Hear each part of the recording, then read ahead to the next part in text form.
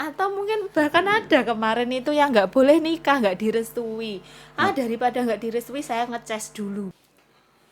Assalamualaikum warahmatullahi wabarakatuh. Berarti, Waalaikumsalam warahmatullahi nggih, wabarakatuh. pemirsa kita berjumpa lagi hari ini. Ya, Iya, berarti hari ini kita akan membicarakan sesuatu yang tidak tabu sebenarnya. Tapi kita sepakati dulu begini. Menjadikan hal tabu itu menjadi lumrah untuk dibicarakan. Itu apa tidak akan menjadikan hal tabu itu lumrah untuk dilakukan, dikerjakan. Misalkan terkait dengan seks. menjadikan hal tabu menjadi sesuatu yang layak untuk dibicarakan itu dalam artian berada dalam koridor di mana itu memang harus dibicarakan untuk mencari sebuah aman.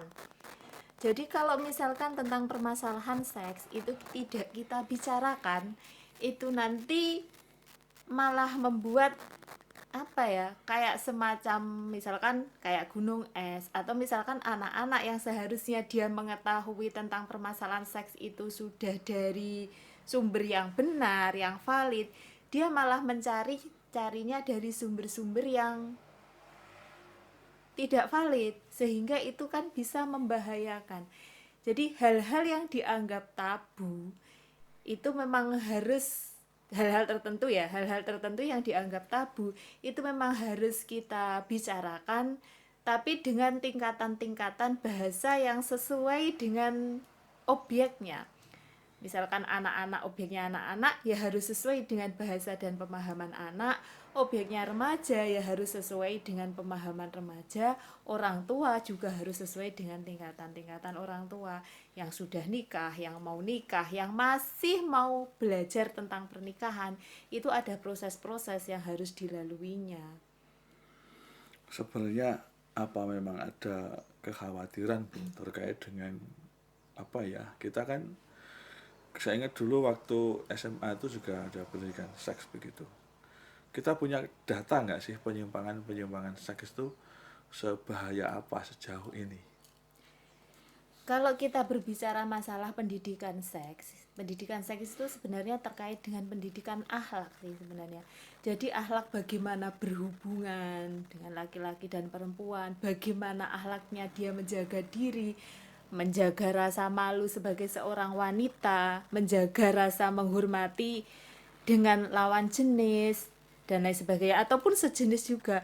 Karena kalau kita berbicara seks, penyimpangan seks kan bisa terjadi, misalkan ada ketertarikan dengan sesama jenis.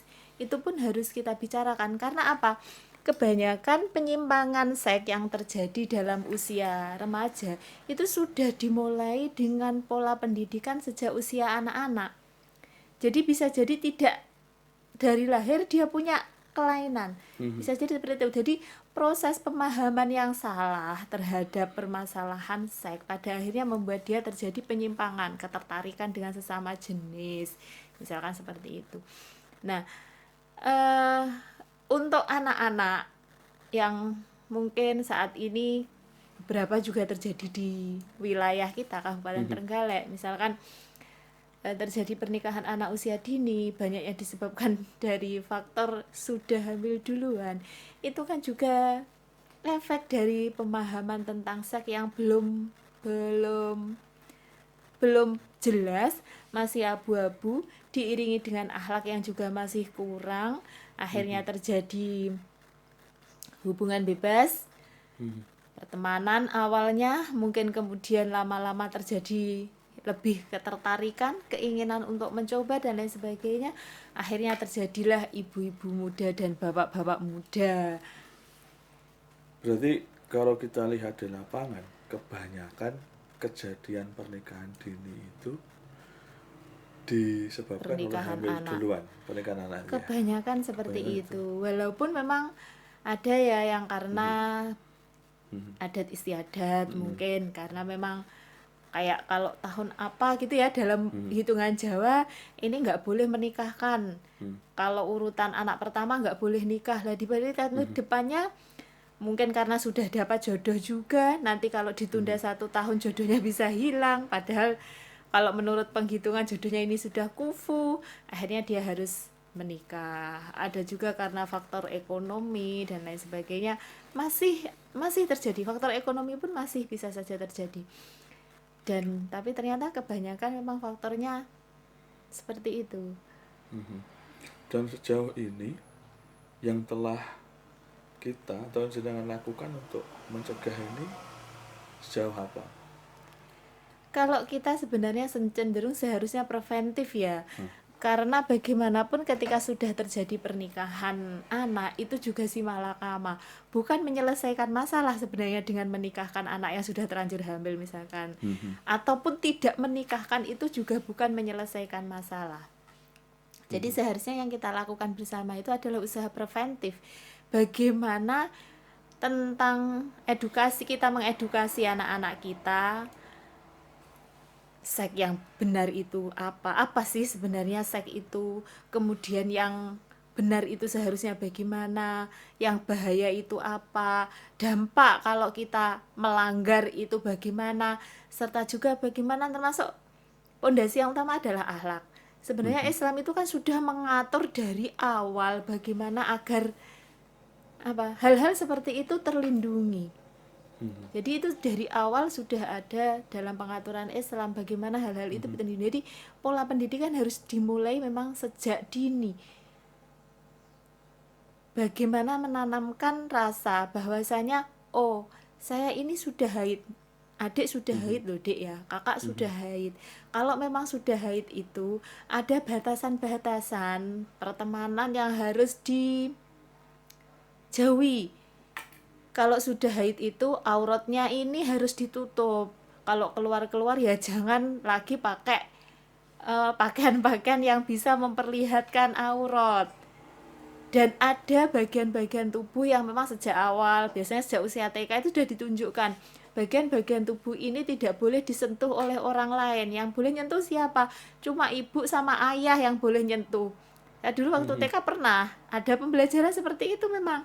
Ini bagian-bagian ini tidak boleh disentuh loh ya. Kalau bagian-bagian ini sampai ada yang menyentuh, berarti sampean harus melawan. Minimal teriak, lari kalau ada yang menyentuh bagian-bagian ini. Yang jelas bagian-bagian ini cuma bisa disentuh oleh ibu, ayah, atau misalkan di rumah ada kakek, nenek, disentuh oleh nenek boleh. Bahkan kalau disentuh oleh om saja nggak boleh. Jadi kalau misalkan ada nenek harus sama nenek, kalau adanya ibu harus sama ibu, yang lain tidak boleh.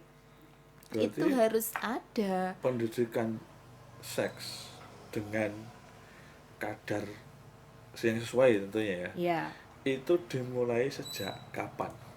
Sejak usia ketika anak itu memang harus sudah mulai ditunjukkan rasa malu. Jadi misalkan anak kecil ya tidak dibiasakan untuk masih kecil ya sudah mulai jalan misalkan, sudah ditunjukkan kalau setelah dari kamar mandi harus segera pakai baju. Nah ini kan sudah mulai ditunjukkan rasa malu, tidak dibiarkan auratnya terbuka. Kalau mandi pintunya ditutup. Kalau tidur, misalkan nanti usia 7 tahun, kan harus dipisah juga ya tempat tidurnya antara anak laki-laki sama anak perempuan. Ini sebenarnya sudah proses ini sudah proses menunjukkan pendidik edukasi tentang seks. Nah, anak kecil misalkan sudah belum mengerti apa-apa sih sebenarnya ya, belum ngerti apa-apa. Kalau misalkan mau mimi ibu kemudian ditutup, nggak dibiarkan aja miminya terbuka. Ini kebiasaan. Jadi nanti kalau dia itu sudah misalkan sudah usia 1 tahun gitu ya, dia akan mau minta mimik sama ibu, dia akan sembunyi. Karena sudah punya rasa malu, ini aurat ini. Saya kok memperlihatkan, berarti kalau saya mimik ini harus sembunyi. Nah, ini proses menyusui seperti itu.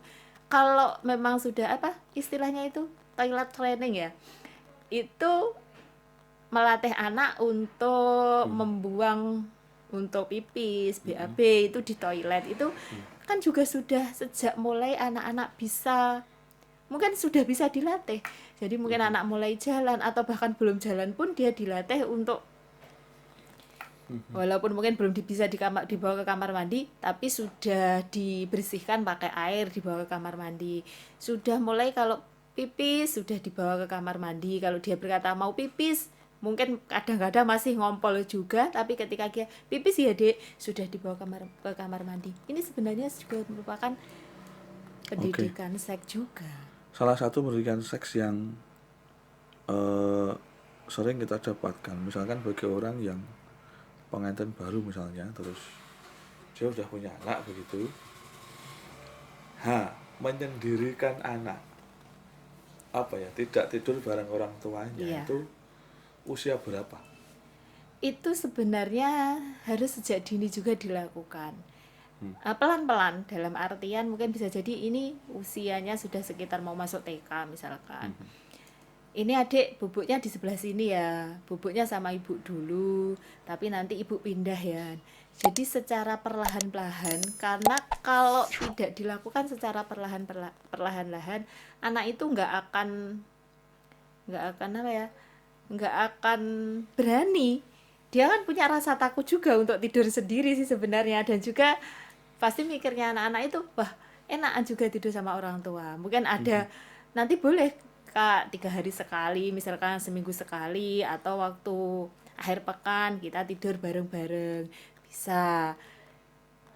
Ini mulai awal sebenarnya anak-anak harus dibiasakan bisa tidur sendiri, walaupun kadang kita orang tua yang nggak bisa tidur ya. Ya, karena saya pernah mendengar di sebuah forum FGD begitu, ada anak kecil itu seusia SD SMP misalnya, dia melakukan hubungan suami istri itu gara-gara melihat Orang orang tuanya, tuanya. ya. Itu tentu pernah dengar ya, dan itu fakta. Saya, ya mohon maaf, saya pernah dengar cerita Nah, anak-anak yang ngobrol sama temennya, nah, dan ini juga fakta, ngobrol sama temennya kalau dia lihat ibunya malam-malam kok main sama bapak ya, eh, kayak gitu. Itu kan sesuatu yang harus benar-benar kita simpan, kecuali kalau misalkan, kalau menurut saya sih, kalau misalkan menunjukkan rasa sayang dalam keluarga ya, misalkan ibu bapak mungkin meluk ibu misalkan, itu sebenarnya menunjukkan hubungan kasih sayang. Jadi anak diberi pengertian yang boleh seperti ini cuma keluarga ya, keluarga inti terdiri dari ayah, ibu, sama anak-anak. Kita boleh bersalaman, kita boleh berciuman, kita boleh pelukan, itu cuma sama ini. Kalau nanti misalkan sama kakek sama nenek ya, Mbah Kong sama Mbah Huti, itu boleh. Itu apa, untuk membangun kedekatan bisa. Tapi kalau sudah yang sampai pada hubungan-hubungan yang seperti itu ya, apalagi tidak ada, nggak mungkin ya kita memberi pengertian oh ini bapak sama ibu lagi seperti ini, kan nggak mungkin. dan ada kecenderungan anak-anak itu gini. Dulu ketika para ulama merumuskan usia haid anak wanita itu rata-rata di umur sekian, ternyata sekarang cenderung maju ya. Sing ketoke urung wayah haid ternyata sudah haid duluan. Itu benar Bu, seperti itu. Kalau para ulama merumuskan usia minimal haid itu kan 9 tahun. 9 tahun komariah ya, 9 tahun atau 9 tahun kurang 16 hari. Itu penghitungan tahun komariahnya. Kecenderungan masa dulu mungkin juga memang disebabkan oleh faktor psikologi juga, mungkin juga disebabkan oleh faktor makanan, pemenuhan gizi, ataupun mungkin juga memang cenderung lebih cepat untuk masa pubernya ya, karena mungkin pengaruh-pengaruh di lingkungan juga. Kalau dulu itu memang usia anak haid itu biasanya usia SMP, itu baru mengalami menstruasi pertama. Nah sekarang usia 9 tahun itu kan sekitar kelas 3 4 Tiga. ya. Banyak memang anak-anak yang usia kelas 3 kelas 4, banyak kan kelas 4 ya. Kelas 4 itu sudah mengalami menstruasi. Dengan usia yang masih sekecil itu Bu, di pengalaman yang jenengan banyak tentunya, haid itu apa teriring dengan nafsu? Iya. Oh gitu. Jadi usia-usia memasuki usia haid itu sudah ada ketertarikan. Hmm. Ketertarikan antara laki-laki sama perempuan. Dan itu biasanya lebih dulu, ketertarikan itu lebih dulu dialami oleh perempuan. Misalkan dengan usia yang sama ya. Sama-sama berusia 10 tahun. Si perempuan sudah mengalami haid, tapi dilalah si laki-lakinya ini belum mengalami mimpi basah misalkan. Si anak perempuan itu sudah mulai mengalami ketertarikan. Biasanya ketertarikan itu ditunjukkan dengan proses-proses yang alami sih, sebenarnya itu normal kalau memang itu dikelola secara baik. Artinya memang itu harus terjadi, pengelolaan harus dilakukan agar tidak terjadi bahaya. Anak-anak dalam usia itu biasanya sudah mulai memikirkan tentang mempercantik diri. Anak-anak kalau sudah mulai haid itu biasanya kulit mulai agak tumbuh jerawat. Terus hal-hal tertentu ya. Lah dia mulai bingung, loh kulit saya kok nggak mulus lagi. Kemudian dia mulai, biar ya kok saya agak hitam ya wajah saya, biar nggak makin putih gimana. Itu sudah mulai terjadi di usia-usia dimana dia awal-awal mengalami masa menstruasi. Ya nggak semuanya sih, kadang-kadang aja juga anak yang cuek dengan penampilan. Babah no, yang penting lah payah sekolah hadus, kalau lagi libur saya di rumah ya nggak mandi. Ada juga yang seperti itu. Nggak semuanya, tapi secara umum memang sudah ada ketertarikan. Untuk anak-anak seusia sejak pindah tempat tidur tadi, pendidikan seks yang kita sampaikan ke anak-anak kan seperti itu tadi. Nah, kalau sudah seusia haid itu seperti apa, Bu, pendidikan yang harus kita berikan? Itu harus lebih terbuka lagi. Kalau yang anak-anak tadi kan misalkan kita lebih sering mengungkapkan di rasa malu ataupun yang nggak boleh disentuh.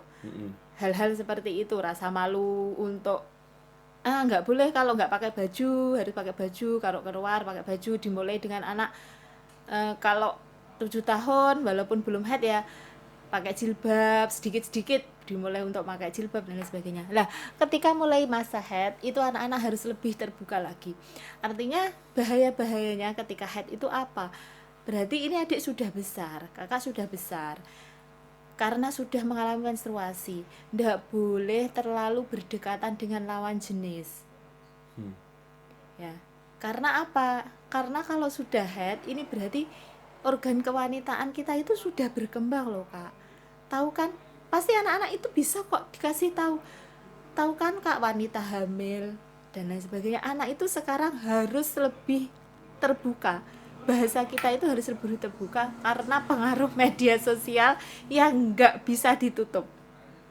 Pengaruh televisi melihat yang nggak bisa ditutup. Jadi itu loh bahayanya. Kalau sampai terlalu dalam bergaul dengan lawan jenis. Walaupun sesama wanita pun, hal-hal yang menjadi aurat itu juga harus ditutup. Kenapa? Ini untuk mencegah kecenderungan ketertarikan tadi.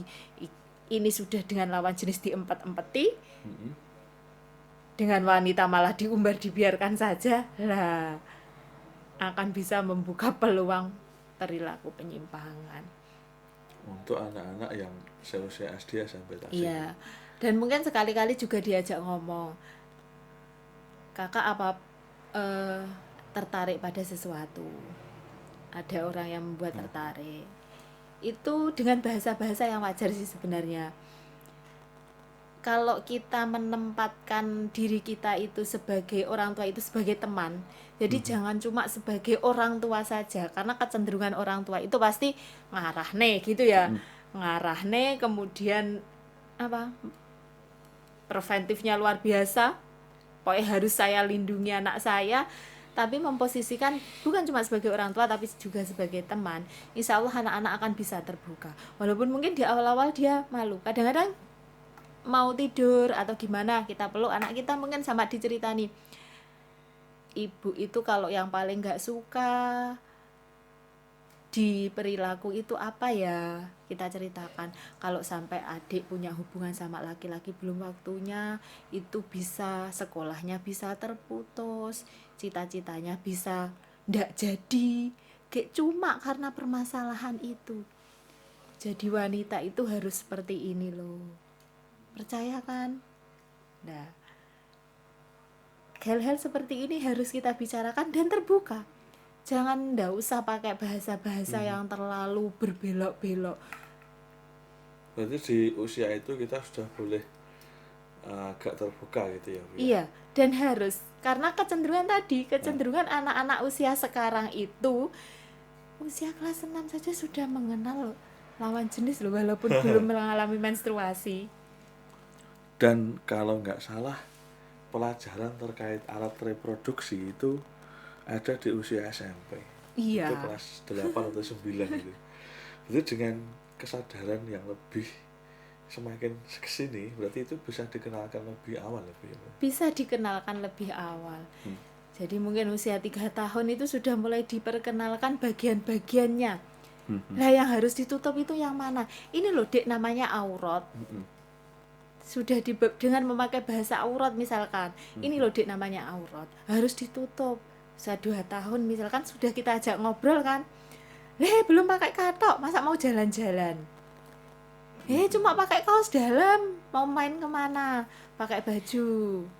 Terutama kalau perempuan ya, mau main kemana pakai baju.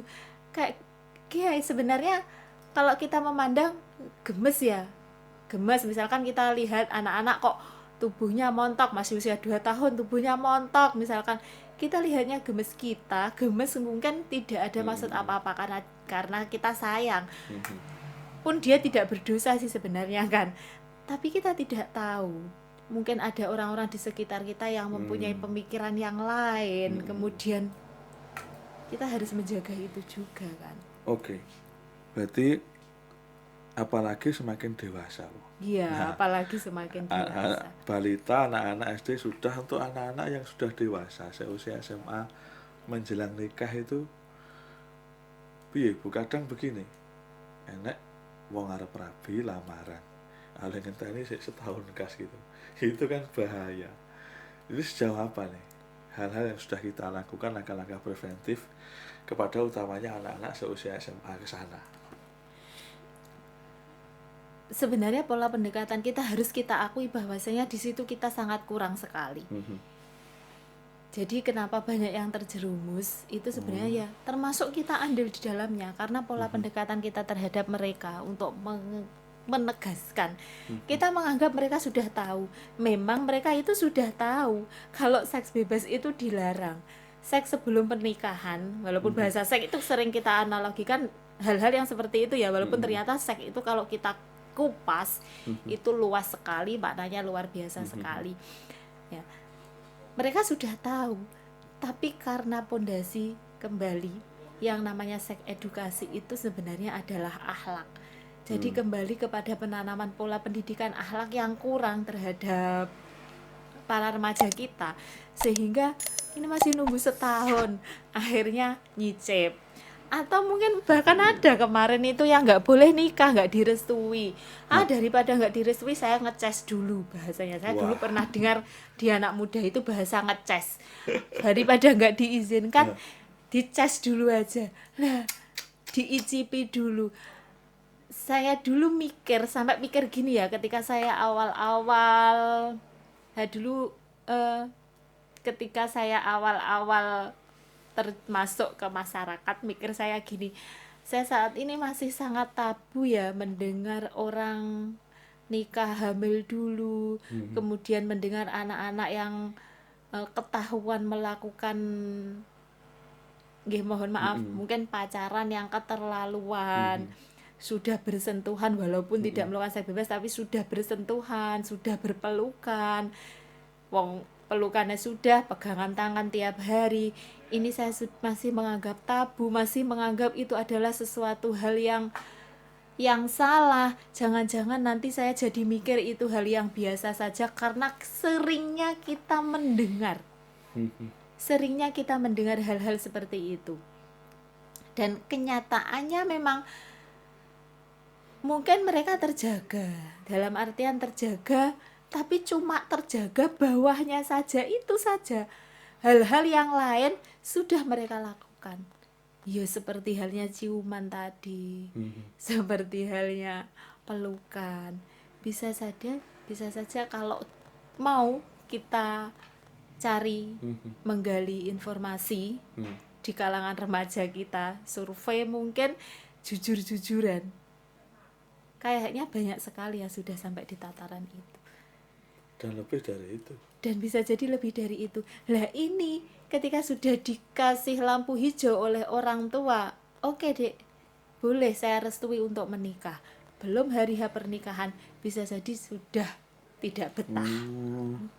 Harus ngecas dulu tadi. Bisa jadi Padahal, tidak betah. ya.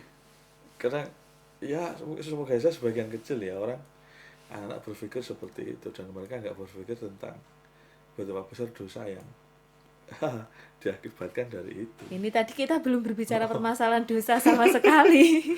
Ya, terus teknis Bu, ini kita 2021 ini kan untuk anak atau anak-anak yang menikah di bawah usia 19 Bu. Ya. Ada konselor macam-macam itu apa sih?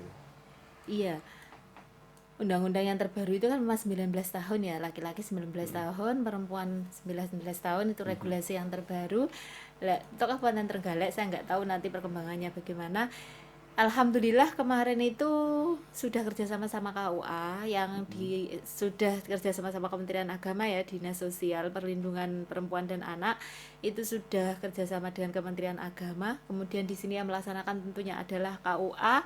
Di penyuluh ada bidang keluarga sakinah, itu nanti ada proses bimbingan di mana ketika anak mau menikah ini ada hal-hal prinsip yang harus disampaikan kepada anak ya, tentang memang sudah layak anak itu menikah, kemudian bagaimana pengertian anak tentang keluarga, tentang pola asuh anak, tentang pemenuhan kebutuhan, tentang bagaimana memperlakukan suami, memperlakukan istri, tentang baik buruknya sebuah pernikahan dan lain sebagainya. Terus nanti ada di psikologisnya ada rujukan ke Puspaga, Pusat Konseling Keluarga miliknya Dinas Sosial. Itu di situ nanti langsung ketemu sama psikolog. Dari situ dari psikolog akan semakin menakar kemampuan dari anak itu. Jadi kalimatnya ketika ada anak sepasang itu usianya belum 19 tahun, konselor ini fungsinya mendorong apa menghambat? Seharusnya konselor ini keinginan awalnya sebenarnya konselor ini adalah menghambat. Keinginan awalnya konselor ini menghambat. Tapi ya kalau yang bisa dihambat itu kan misalkan memang karena apa ya, usianya masih 17 tahun misalkan, ke 19 tahunnya masih lama. Terus memang kayaknya kesusunya menikah itu karena ada faktor tertentu yang mungkin ini masih bisa untuk ditoto. Tapi pada akhirnya ketika ini permasalahannya sudah hamil, ini permasalahannya karena 19 tahun kurang sedikit, kemarin itu ada kasus ya, 19 tahun kurang sedikit si perempuannya, si laki-lakinya itu sudah usia nikah. Sudah usia nikah, dari segi ekonomi dia mampu, dia juga pokoknya faktor yang mendorong dia harus segera menikah itu semuanya sudah ada bagi laki-lakinya. Perempuannya ini juga cinta sama laki-lakinya, keluarganya juga sudah oke. Pihak laki-laki oke, pihak perempuan oke, ya terbentur 19 tahun kurang. Kalau sampai ini dihalang-halangi untuk menikah, harus menikah tahun depan itu sudah kemarin nih, saat ini tahun apa ya namanya, tahun ya apa tahun alif itu yang tidak boleh terjadi pernikahan anak barep, dan tidak berani keluarga menikahkan. Kalau sampai itu berarti tahun depannya lagi. Kalau tahun depannya lagi itu dia nikahnya baru tahun depannya lagi. Nah ini yang dikhawatirkan adalah si laki-lakinya gak kuat ngempet, akhirnya meninggalkan calon istrinya. Ini bagi pihak istri, wah kadung seneng ya dapat calon menantu itu, dapat kadung seneng. Perempuannya juga dapat calon suami itu juga kadung seneng. 19 tahunnya juga sebenarnya ndak terlalu lama, sudah 18 tahun lebih. Jadi kalau yang kayak gini ya ndak disetujui, misalkan ndak diarahkan untuk ke pengadilan agama juga kayaknya terlalu banyak madorotnya, atau misalkan wah aku seneng karo kuwi, wes gak betah aku ngenteni tahun ngarep tak cas dulu kan, lebih bahaya kan itu juga ya, ada dua Iya, iya. bahaya, ditinggalkan atau dicas dulu itu tadi. Iya, iya. Ini kan si malakama Jadi sifatnya konselor sekali lagi ketika kondusif. iya, ada anak di bawah 19 tahun itu mau nikah sifatnya adalah Kondisional. menghambat dalam arti memberikan bekal sebanyak-banyaknya agar mereka siap gitu ya. Iya, jadi Iya kan? pada akhirnya sifatnya kondisional ini tadi. Mm-mm. Kalau memang harus dinikahkan ya bagaimana agar anak ini benar-benar siap. Mm. Dan ternyata memang banyak yang belum siap. Banyak yang belum memahami tentang hakikat sebenarnya pernikahan. Jadi ketika dia bersama dengan laki-laki ada ketertarikan, fondasinya nggak kuat, bablas ini tadi. Padahal dia sama sekali nggak memahami, nikah itu nanti kayak gini. Saya melakukan hubungan kemarin itu kok bisa menghasilkan seperti ini, gitu juga bisa jadi belum mikir juga. Oh iya. Dan yang lebih penting itu tadi, ngecas itu kan menghilangkan apa ya, sakralitas Dari malam sebuah pertama.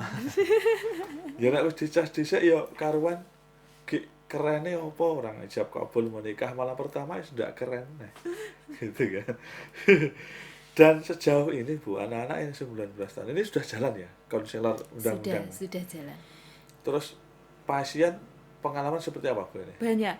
Kemarin kita belum sempat di teman-teman keluarga Sakinah itu masih saya instruksikan untuk bisa men-saving kasus.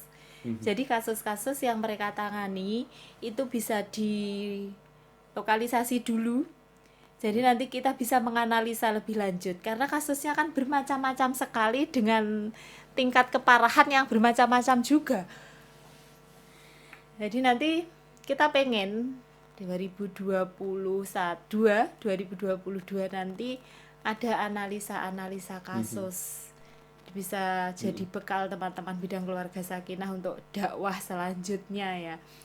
Apa sih penyakit apa yang sebenarnya banyak terjadi di masyarakat terkait ini? Penyakit kan itu sebenarnya ya. Ini akan panjang. Karena kepada pembatasan usia pun itu kan sudah melalui kajian yang mendalam dan luas sehingga muncul undang-undang itu. Iya. Kalau dari segi kajiannya kan dalam berbagai aspek kan sebenarnya, termasuk juga aspek kesehatan, aspek psikologinya. Jadi dari segi maqasidus syariahnya tentunya kan juga sudah melalui banyak kajian. Tapi ketika sudah terjadi di masyarakat, ya, ya seperti itu.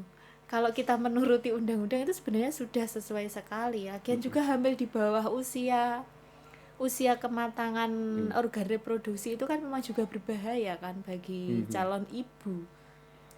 Kadang ada 1-2 oknum itu yang mengatakan yang nggak setuju dengan undang-undang atau hukum positif itu mengatakan ini menyalahi sunnah dan sebagainya. Berarti dia belum melakukan kajian yang sedemikian rupa tadi. Kajiannya dari satu sisi tok itu, pertimbangan-pertimbangan tidak dia pakai gitu loh ya. Kita harus juga memperhatikan apa ya, kadang-kadang mungkin mereka membawa apa yang sudah terjadi pada Islam.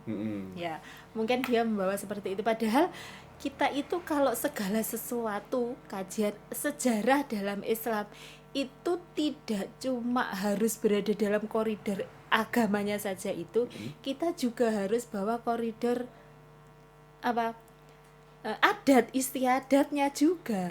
Kalau kita mengatakan Islam saja begini, oh salah. Jahiliyah juga seperti itu. Jadi ada koridor adat istiadat juga di situ.